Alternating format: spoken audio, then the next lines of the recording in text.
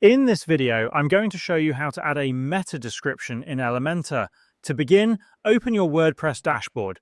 From the left-hand side menu, hover your mouse over Plugins, and then click on Add Plugin. At the upper right-hand side search box, type Yoast SEO. Once the results appear, locate the Yoast SEO plugin and click on Install Now. Once it has been installed, click on Activate in the same place. After activation, you will see Yoast SEO listed in the left-hand side menu of your WordPress dashboard.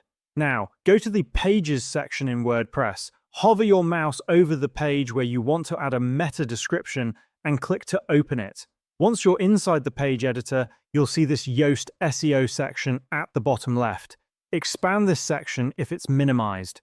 In this area, you'll find the box where you can write your meta description. Type your description into the box, and as you do so, you'll see a preview of how it will look in both mobile and desktop search results. This feature helps you adjust the length and wording to ensure it looks professional in search listings. Meta descriptions are very important for both SEO and branding. They influence how your website appears in search results, which can impact how many users click through to your site.